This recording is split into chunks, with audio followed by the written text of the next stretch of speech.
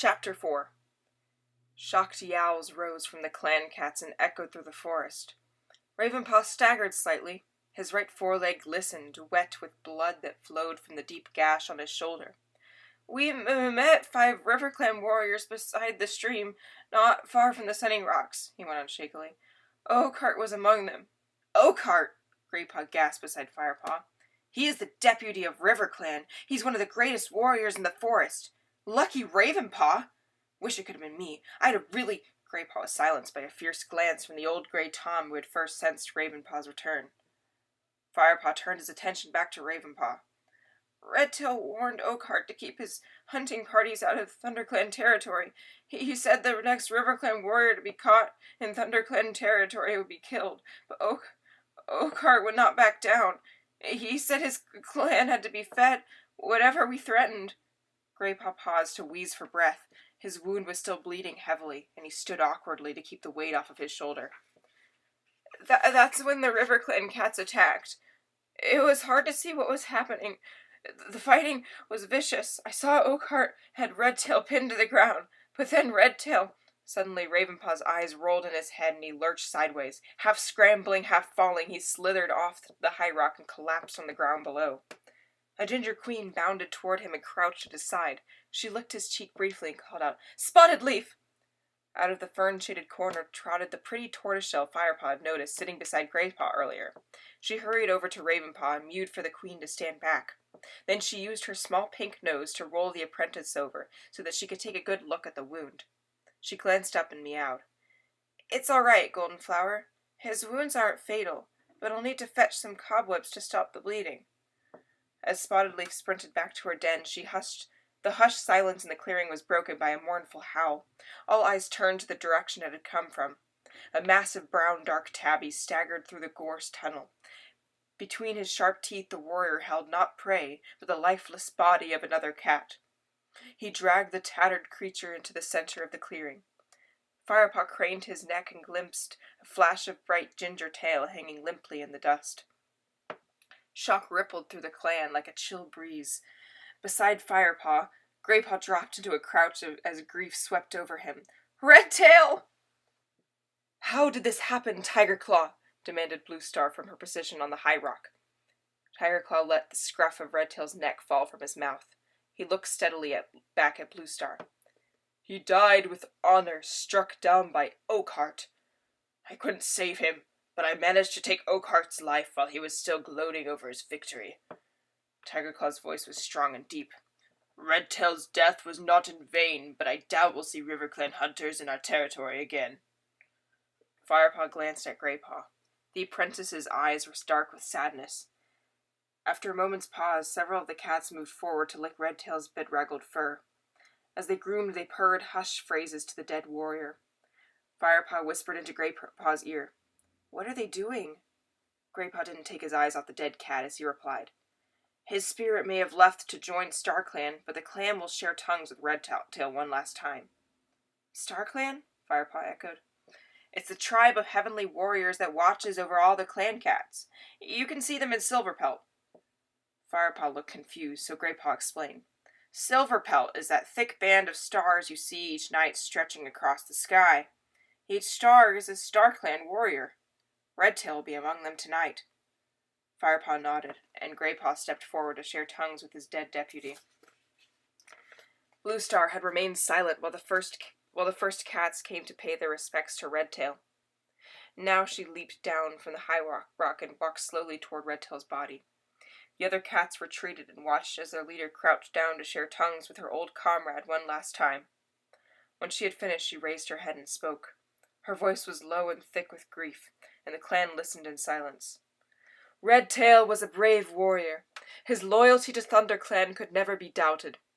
I always relied on his judgment, for it bore witness to the needs of the clan, and it was never swayed by self-interest or pride. He would have made a fine leader."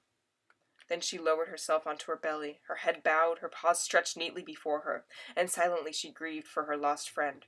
Several other cats came and lay down beside her. They bowed their heads and hunched their backs, echoing her mournful pose. Firepaw watched. He had not known Redtail, but he couldn't help feeling moved as he witnessed the clan mourn. Greypaw came and stood beside him again. Dustpaw will be sad, he remarked. Dustpaw? Redtail's apprentice. That brown striped tabby over there? I wonder who his new mentor is. Firepaw glanced over at the small Tom, who squatted near Redtail's body, staring unseeing at the ground. Firepaw looked past him to the clan leader. How long will Bluestar sit with him? He asked. Probably the whole night, replied Graypaw. Redtail was her deputy for many, many moons. She won't want to let him go too quickly. He was one of her best warriors. Not as big and powerful as Tigerclaw or Lionheart, but quick and clever. Firepaw looked at Tigerclaw, admiring the strength that swelled in his powerful muscles and broad head. His massive body showed signs of his warrior life. One of his ears was split into a deep V shape, and a thick scar sliced the bridge of his nose. Suddenly Tigerclaw stood up and stalked over to Ravenpaw. Spotted Leaf was crouching beside Tigerclaw's wounded apprentice, using her teeth and front paws to press wads of cobweb onto his shoulder wound. Firepaw leaned toward Graypaw and asked, What's Spotted Leaf doing? Stopping the bleeding. It looked like a nasty cut, and Ravenpaw seemed to really shaken up. He's always been a bit jumpy, but I've never seen him this bad before. Let's go and see if he's woken up yet. They made their way through the grieving cats toward the spot where Ravenpaw lay, and settled themselves a respectful distance away to wait until Tigerclaw had finished speaking. So, Spotted Leaf, Tigerclaw addressed the tortoiseshell with a confident meow. How is she? Do you think you can save him? I spent a lot of time training him up, and I don't want my efforts to be wasted at the first battle. Spotted Leaf didn't look up from her patient as she replied. Yes, a pity if after all your valuable training he dies in his first fight. Firepaw could hear a teasing purr in her soft mew. Will he live? Tigerclaw demanded. Of course, he just needs to rest. Tigerclaw snorted and looked down at the motionless black shape. He jabbed Ravenpaw with one of his front claws. Come on, then, get up! Ravenpaw didn't move. Look at the length of that claw, Firepaw hissed. Too right, replied Graypaw with feeling. I know I wouldn't want to get in a fight with him. Not so fast, Tigerclaw. Spotted Leaf placed her paw over Tigerclaw's sharp talon and gently moved it away. This apprentice needs to keep as still as possible until the cut is healed. We don't want him opening his wound by jumping about trying to please you. Leave him alone. Firepaw found himself holding his breath as he waited for Tigerclaw's reaction. He guessed that few cats dared to give orders to the warrior like that. The big tabby stiffened and seemed about to speak when Spotted Leaf mewed teasingly. Even you know better than to argue with a medicine cat, Tigerclaw.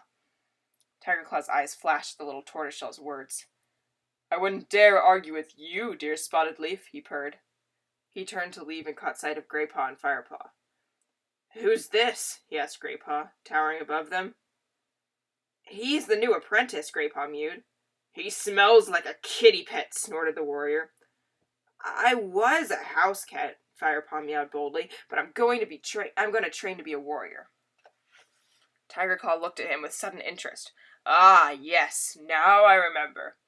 Bluestar mentioned that she had stumbled across some stray kitty pet, so she's actually going to try you out, is she? Firepaw sat up very straight, anxious to impress the distinguished clan warrior. That's right, he meowed respectfully. Tigerclaw eyed him thoughtfully. Then I shall watch your progress with interest.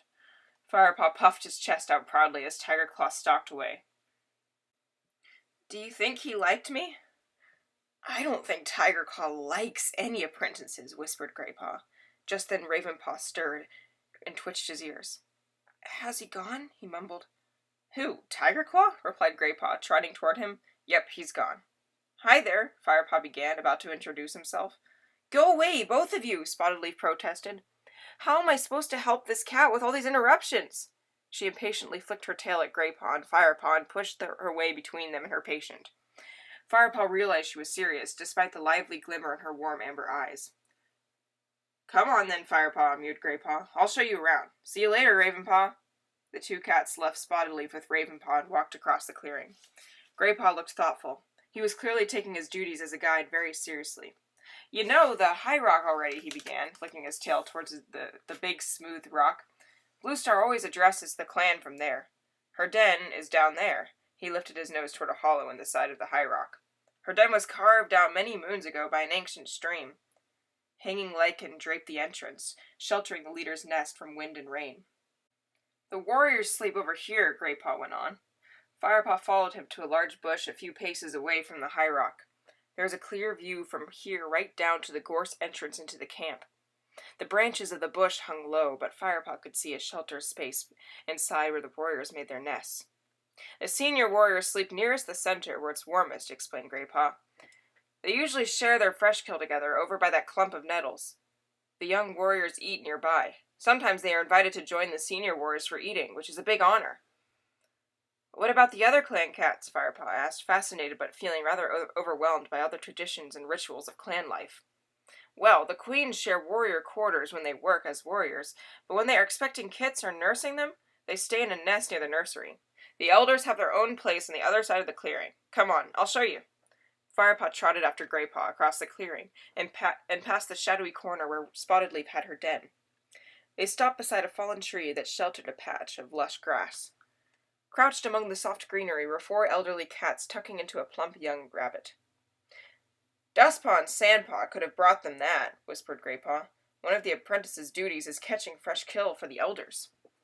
Hello, youngster, one of the elders greeted Greypaw. Hello, Small Ear, meowed Greypaw, nodding respectfully. This must be our new apprentice, Firepaw, isn't it? Meowed a second Tom. His patchy fur was dark brown, and there was only a stump where his tail should have been. That's right, Firepaw replied, copying Greypaw's polite nod. I'm Halftail, purred the brown Tom. Welcome to the clan. Have you two eaten? Meowed Small Ear. Firepaw and Greypaw both shook their heads. Well, there's enough here. Dustpaw and Sandpaw are turning into fine hunters.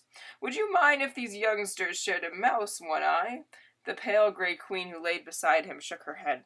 Firepaw noticed one of her eyes was clouded and sightless. What about you, Dappletail? The other elder, a tortoiseshell she-cat with a grey muzzle, meowed in a voice cracked with age. Of course not. Thank you, meowed Greypaw eagerly. He stepped forward and took a large mouse from the pile of prey, then dropped it at Firepaw's feet. You still haven't tasted mouse? He asked. No, Firepaw admitted. He suddenly felt excited by the warm smells that were rising from this piece of fresh kill. His whole body quivered at the thought of sharing his first real food as a clan member. In that case, you can have first bite. Just save me some. Greypaw dipped his head and stood back to give Firepaw room. Firepaw crouched down and took a large bite from the mouse. It was juicy and tender and sang with the flavors of the forest. What do you think? Asked Greypaw. Fantastic, mumbled Firepaw, his mouth still full. Move over, then, mewed Greypaw, stepping forward and bending his head to take a bite. As the 2 apprentices shared the mouse, they listened to the elders talk among themselves. How long before Blue Star appoints a new deputy? Asked Small Ear. What'd you say, Small Ear? Mewed One-Eye. I think your hearing has become as poor as your eyesight, snapped Small Ear impatiently. I said, how long before Blue Star appoints a new deputy? One-Eye ignored Small Ear's irritated reply and spoke instead to the tortoiseshell queen. Dappletail, do you remember the day many moons ago when Blue Star herself was appointed deputy? Dappletail mewed earnestly. Oh, yes, it was not long after she lost her kits. She'll not be happy to be appointing a new deputy, Small Ear observed. Redtail served her long and well, but she'll need to make up her mind quickly. According to clan custom, the choice has to be made before Moon High after the death of the old deputy. At least this time the choice is obvious, meowed Halftail. Firepaw raised his head and looked around the clearing. Who could Halftail mean? To Firepaw, all the warriors looked worthy of becoming deputy. Perhaps he meant Tigerclaw. After all, he had avenged Redtail's death. Tigerclaw was sitting not far off, his ears angled toward the elders' conversation. As Firepaw stretched with his tongue to lick the traces of mouse from his whiskers, Blue Star's voice called from the high rock. Redtail's body still lay in the clearing below, pale gray in the fading light. A new deputy must be appointed, she meowed. But first, let us give thanks to StarClan for the life of Redtail. Tonight he sits with his fellow warriors among the stars. Silence fell as all the cats looked up into the sky, which was beginning to darken as evening crept over the forest. And now I shall name ThunderClan's new deputy, Blue Star continued. I say these words before the body of Redtail so that his spirit may hear and approve my choice. Firepaw looked at Tigerclaw. He couldn't help noticing the hunger in the big warrior's amber eyes as he stared up at the high rock. Lionheart, meowed Bluestar, will be the new deputy of ThunderClan. Firepaw was curious to see Tigerclaw's reaction, but the dark warrior's face revealed nothing as he moved to congratulate Lionheart with a nudge so hearty that it almost pushed the golden tabby off balance. Why didn't she make Tigerclaw deputy? Firepaw whispered to Greypaw. Probably because Lionheart has been a warrior longer, so he has a lot more experience, Greypaw murmured back, still looking up at Bluestar. Bluestar spoke again. Redtail was also mentor to young Dustpaw. Since there must be no delay in the training of our apprentices, I shall appoint Dustpaw's new mentor immediately. Darkstripe, you are ready for your first apprentice, so you will continue Dustpaw's training. You had a fine mentor in Tigerclaw, and I expect you to pass on some of the excellent skills you were taught. The tabby warrior swelled with pride as he showed his acceptance with a solemn nod. He strode over to Dustpaw, bent his head, and rather awkwardly touched noses with his new apprentice. Dustpaw flicked his tail respectfully, but his eyes were still dull with grief for his lost mentor. Bluestar raised her voice. I shall keep a vial with Redtail's body tonight, before we bury him at sunrise. She jumped down from the high rock and walked over to lie beside Redtail's body once more. Many of the other cats joined her, Dustpaw and Smallyear among them. Should we sit with them too? Firepaw suggested. He had to admit the idea didn't appeal to him much. It had been a busy day, and he was beginning to feel tired. All he wanted to do was find somewhere warm and dry to curl up and sleep. Greypaw shook his head. No, only those who are closest to Redtail will share his final night. I'll show you where we sleep. The apprentice's den is over here. Firepaw followed Greypaw to a thick bush of ferns that lay behind a mossy tree stump. All the apprentices share their fresh kill by the stump, Greypaw told him. How many apprentices are there? Firepaw asked. Not as many as usual. Just me, you, Ravenpaw, Dustpaw, and Sandpaw. As Greypaw and Firepaw settled themselves beside the tree stump, a young she-cat crawled out from beneath the ferns. Her coat was ginger, like Firepaw's, but much paler, with barely visible stripes of darker fur. So here comes the new apprentice, she meowed, narrowing her eyes. Hello, Firepaw mewed. The young cat sniffed rudely. He smells like a kitty pet. Don't tell me I'm going to have to share my nest with that revolting stench. Firepaw felt rather taken aback. Since his fight with Longtail, all the cats had been quite friendly. Maybe they just had been distracted by Ravenpaw's news, he thought. You'll have to excuse Sandpaw, acknowledged Greypaw. I think she must have a furball stuck somewhere. She's not usually this bad-tempered. Psst! Pshaw! Spat Sandpaw crossly. Hold on, youngsters, the deep voice of White Storm sounded behind the apprentices. Sandpaw, as my apprentice, I expected you to be a little more welcoming to this newcomer. Sandpaw held up her head and looked defiant. I'm sorry, White Storm, she purred, not sounding sorry at all. I just didn't expect to be training with a kitty pet, that's all. I'm sure you'll get used to it, Sandpaw, meowed White Storm calmly. Now it's getting late and training starts early tomorrow. You three should get some sleep. He gave Sandpaw a stern look and she nodded obediently. As he walked off, she spun around and vanished into the clump of ferns, sniffing once more as she brushed past Firepaw. With a flick of his tail, Greypaw invited Firepaw to follow him, and led the way after Sandpaw. Inside the sleeping area, the ground was lined with soft moss, and the pale moonlight turned everything a delicate shade of green. The air was fragrant with the fern scent and warmer than outside.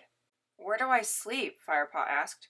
Anywhere, just so long as it's not near me, snarled Sandpaw, who was prodding some moss with her paw. Greypaw and Firepaw exchanged glances, but said nothing. Firepaw raked together a pile of moss with his claws. When he had gathered his bed into a cozy nest, he curled until it was comfortable and settled down. His whole body felt drowsy with contentment. This was home now. He was a member of ThunderClan.